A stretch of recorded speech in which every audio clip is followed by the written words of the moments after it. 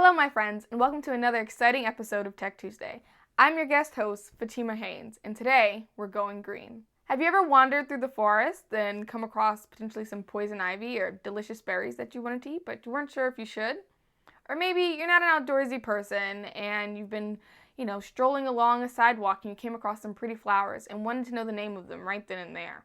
Well, today I have an exciting app to share with you.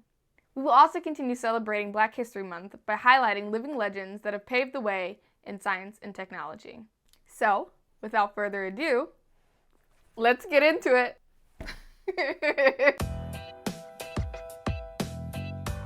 Today's app is called Picture This, and it's available for both Android and iPhone devices.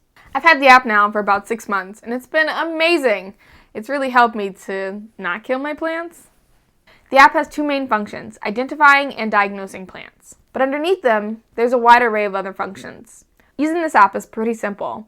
All you have to do is open it, find a plant you would like to take a picture of, click Identify, snap, and it brings up all the information you need.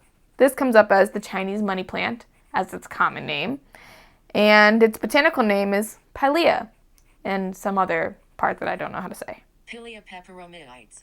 Pilea peperomides, yeah, exactly. It also comes with a description for what the plant is, where it's from, several interesting facts, symbolism in this case, some characteristics, where you can grow it, conditions required, care guide, difficulty rating, water, propagation, which is very helpful if you ever plan to separate your plants and grow them, out yourselves or give them to friends. Common pests or diseases that it suffers from, and potting suggestions. The app also gives you access to a gallery of images that others have shared of the same plant, helping you to be confident in your identification. If you're a nature enthusiast or you're interested in growing a green thumb, this is where you should start with Picture This. Thank you for watching another exciting episode of Tech Tuesday. Feel free to comment, like, and subscribe to this channel. I hope today's video has been informative for helping you to identify and care for your plants. Stay tuned as we celebrate today's living legend. I didn't even get to talk about all of my plants. Gladys West was born in 1930 in Dinwiddie County, Virginia, a rural community where her family had a small farm.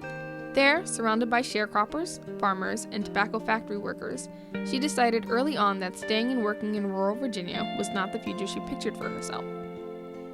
She graduated high school as valedictorian of her class and earned a full scholarship to Virginia State University. She graduated in 1952 with a Bachelor of Science in Mathematics. She was also a member of the Alpha Kappa Alpha sorority. In 1956, she went to work at the U.S. Naval Weapons Laboratory in Dahlgren, Virginia, where she was the second African-American woman ever hired and one of only 4 Black employees.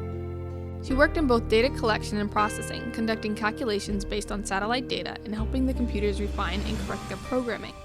She eventually went on to serve as both a computer programmer and project manager, and the work she did at Dahlgren would ultimately form the basis for GPS technology. She worked at Dahlgren for 42 years, retiring in 1998.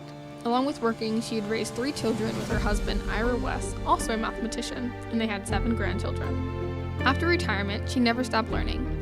In fact, in 2018, despite being in her late 80s and having suffered a stroke that compromised her vision, hearing, and mobility, Gladys went on to earn her PhD. Her tremendous contribution to technology and society went largely unrecognized. This changed, however, when a member of her sorority discovered Gladys' story as a result of an alumni function. Since then, her story has been shared across numerous media outlets, and the Virginia State Senate passed a joint resolution in her honor. Even though she won commendations for her commitment and long hours she put in to make sure that her calculations were both precise and correct, she apparently still travels everywhere with a printed map. Her insistence on traveling with the map baffles her children and grandchildren. Her daughter, Carolyn, once asked her mother about why she didn't trust in the same system that she helped to create.